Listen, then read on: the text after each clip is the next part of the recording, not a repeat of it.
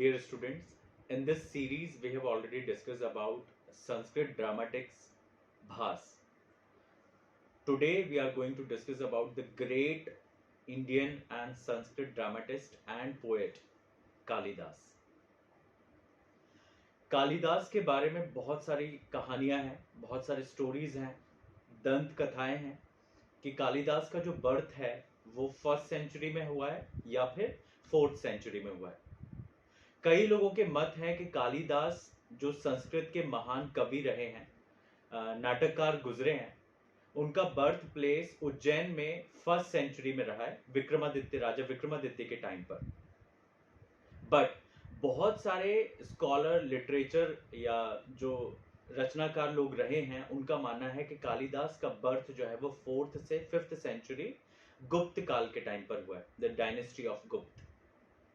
तो एक मोटे तौर पर अगर देखा जाए तो कालिदास के बारे में, उनके बर्थ प्लेस या उनका जो सेंचुरी रही है, जो उनका टाइम पीरियड रहा है, उसको 10 में से 9 लोगों ने स्वीकार किया है कि वो 4th से 5th सेंचुरी के बीच में रहे होंगे.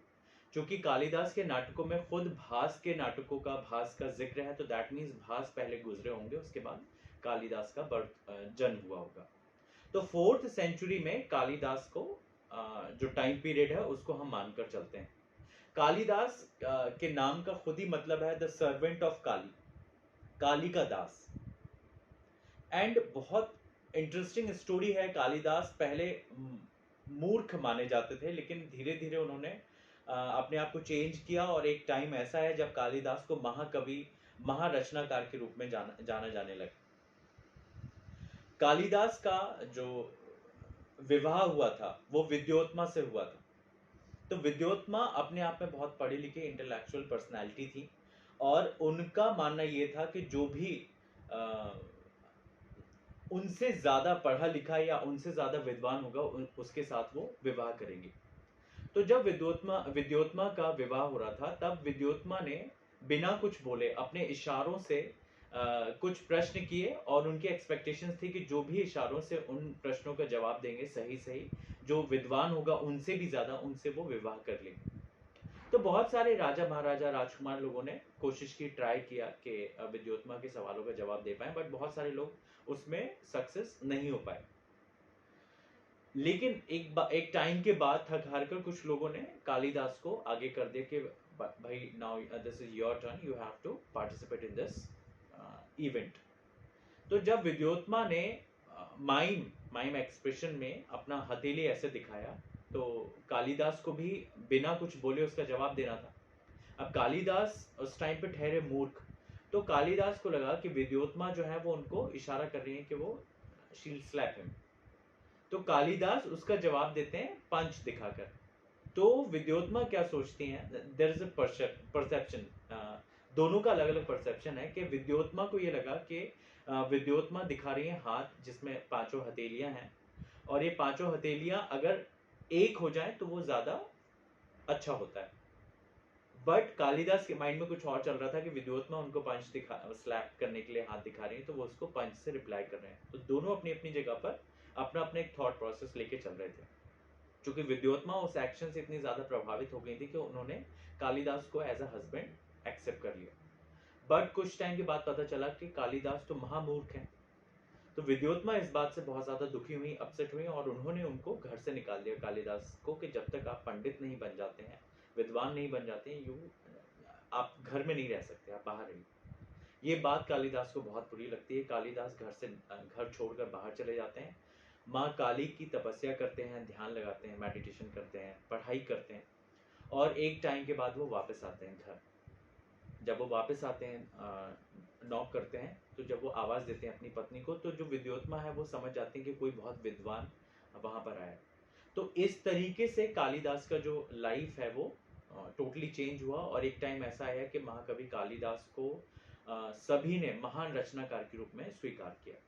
तो 2-3 चीजें ये हैं कि कालिदास के नाम का अर्थ ही होता है द सर्वेंट ऑफ काली, और ये भगवान शिव के बहुत बड़े भक्त थे, काली के दास थे. 4th से 5th सेंचुरी के बीच में इनका टाइम पीरियड जो है वो माना जाता है. अब कालिदास ने गुप्त एम्पायर के टाइम की बात है, कालिदास ने तकरीबन 40 प्लेज लिखे हैं. 40 में से 7 प्लेज ऐसे हैं जिनको अनडाउटेडली कालिदास का लिखा हुआ माना गया. Rest of 33 plays are in doubt के they are written by some other person and the name and the credit goes to Kalidas. But जो उनके 7 प्ले हैं they are very famous and बहुत अच्छा लिखा हुआ है.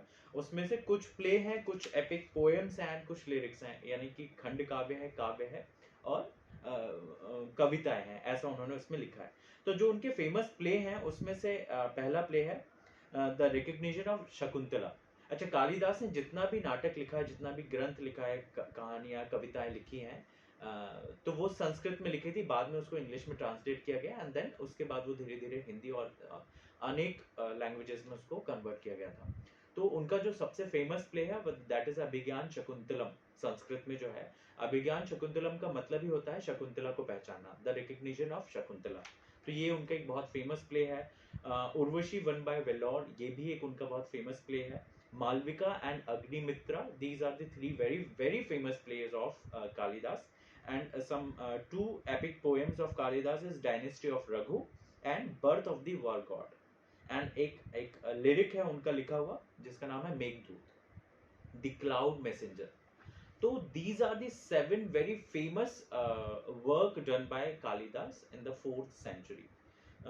तो आई थिंक जो कुछ इंपॉर्टेंट पॉइंट्स थे वो हमने इस वीडियो में कवर कर लिए. एक बार मैं जल्दी से आपको रिकॉल करवा देता हूँ कि कालिदास के नाम का मतलब होता है द सर्वेंट ऑफ काली, काली का दास. ही वॉज द भक्त of Shiva and Kali. And 4th से 5th सेंचुरी के बीच में गुप्त एम्पायर में कालिदास के बर्थ टाइम पीरियड को माना गया है. कालिदास को जैसे इंग्लिश ड्रामा में, वेस्टर्न ड्रामा में शेक्सपियर को जो पोजीशन है वो सेम पोजीशन कालिदास को इंडियन ड्रामा में दी गई है, बल्कि और उससे ज़्यादा महान कालिदास को बताया गया है. कालिदास संस्कृत में लिखते थे. तकरीबन 7 उनके वेरी फेमस वर्क्स हैं विच इंक्लूड्स खंड काव्य, पोएम्स, जिसमें अभिज्ञान शकुंतला, मालविका अग्निमित्रम और ये जो नाम मैं ऑलरेडी पहले ले चुका हूँ, ये उसके रहे हैं. और उनका जो शादी हुई थी, जो विवाह हुआ था, विद्योत्मा से हुआ था. और विद्योत्मा ही थी जिनकी वजह से कालिदास की लाइफ चेंज हुई. वो और एक टाइम पर ये जो विक्रमादित्य के टाइम, जो कई लोगों का जिनका मानना है कि वो विक्रमादित्य के टाइम पर कालिदास का बर्थ था उज्जैन में, मध्य प्रदेश के. उस टाइम पे वो 9 रत्न जो थे उसमें से एक काउंट इनका कालिदास का भी हुआ करता था. So I think this is enough for about Kalidas. In the next series, next video, we're going to discuss about the concept of story of Abhigyan Shakuntala. So that's all. Thank you.